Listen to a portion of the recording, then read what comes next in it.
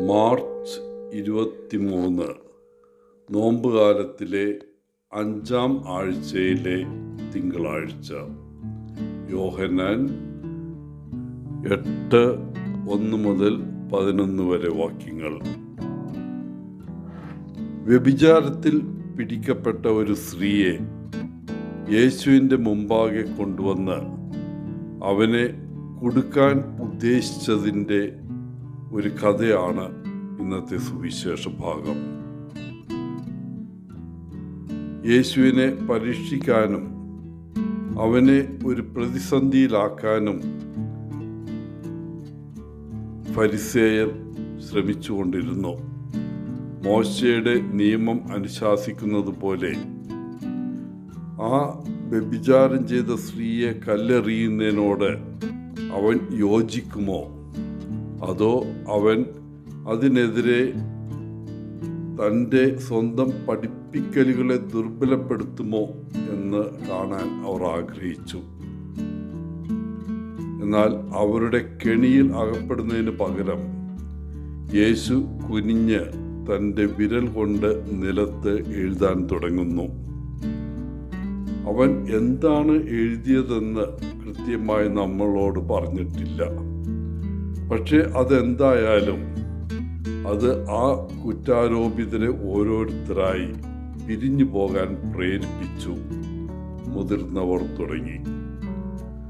ഒരുപക്ഷെ അത് അവരുടെ സ്വന്തം പാപങ്ങളെക്കുറിച്ചും സ്വന്തം അപൂർണതയെക്കുറിച്ചുമുള്ള ഓർമ്മപ്പെടുത്തലായിരിക്കാം. ഏതായാലും അത് അവരെ കല്ലുകൾ ഉപേക്ഷിച്ച് പോകാൻ പ്രേരിപ്പിച്ചു. പിന്നെ യേശു തൻ്റെ അനന്തമായ ജ്ഞാനത്തിലും അനുകമ്പയിലും സ്ത്രീയുടെ നേരെ തിരിഞ്ഞ് അവളോട് ചോദിക്കുന്നു, സ്ത്രീയെ, അവരെ എവിടെയാണ്? ആരും നിന്നെ വിധിച്ചില്ലേ? ഇല്ല കർത്താവേ എന്ന് അവൾ മറുപടി പറഞ്ഞു. യേശു അവളോട് പറഞ്ഞു, ഞാനും നിന്നെ കുറ്റം വിധിക്കുന്നില്ല. പോകൂ, ഇനി മുതൽ പാപം ചെയ്യരുത്.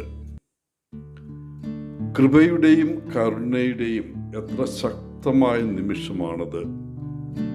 ആ സ്ത്രീയെ കല്ലെറിഞ്ഞ് കൊല്ലാൻ വിധിക്കാൻ കഴിയുമായിരുന്ന സംസ്കാരത്തിൽ യേശു അവൾക്ക് ക്ഷമയും ഒരു പുതിയ ജീവിതവും നൽകുന്നു.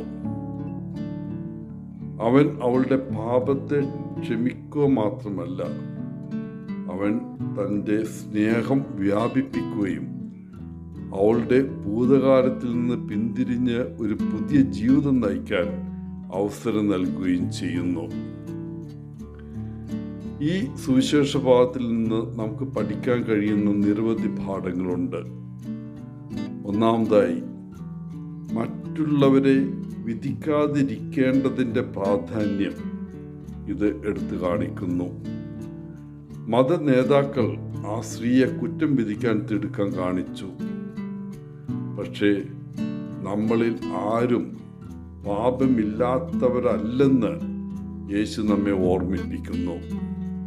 മറ്റുള്ളവരിലേക്ക് വിരൽ ചൂണ്ടുന്നതിന് മുമ്പ് നമ്മുടെ സ്വന്തം ഹൃദയങ്ങൾ പരിശോധിക്കുകയും കൃപയുടെ ആവശ്യകത അംഗീകരിക്കുകയും വേണം. രണ്ടാമതായി, ക്ഷമയുടെ ശക്തി നാം കാണുന്നു. യേശു ആ സ്ത്രീയോട് ക്ഷമിച്ചു. പക്ഷേ അതേസമയം അവളുടെ വഴികൾ മാറ്റാൻ അവൻ അവളെ ശക്തിപ്പെടുത്തുകയും ചെയ്തു. അവൻ അവളോട് പറഞ്ഞത് ഇനി പാപം ചെയ്യരുത് എന്നാണ്. യഥാർത്ഥ ക്ഷമ പരിവർത്തനത്തിലേക്ക് നയിക്കുന്നു.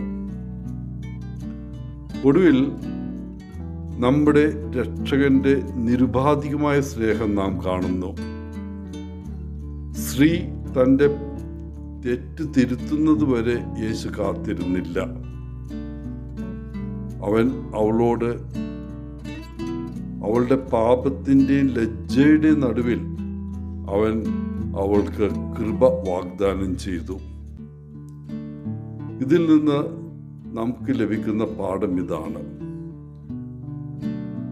നമുക്ക് ധാരാളം ക്ഷമ ലഭിച്ചിട്ടുണ്ടെന്ന് അറിഞ്ഞുകൊണ്ട് നമ്മുടെ ചുറ്റുമുള്ളവരോട് സ്നേഹവും അനുകമ്പയും കാണിക്കാൻ നമുക്കും വേഗം ശ്രമിക്കാം. പ്രിയപ്പെട്ടവരെ, പാപത്തിൽ നിന്ന് പിന്തിരിഞ്ഞ് അവൻ്റെ സത്യത്തിൻ്റെ വെളിച്ചത്തിൽ നടന്നുകൊണ്ട് ദൈവത്തെ ബഹുമാനിക്കുന്ന ഒരു ജീവിതം നയിക്കാൻ നമുക്ക് പരിശ്രമിക്കാം. എല്ലാവർക്കും നല്ലൊരു ദിനം ആശംസിച്ചുകൊണ്ട് ഒത്തിരി സ്നേഹത്തോടെ പോളച്ചൻ CSSR ഫ്രം ഗോവ.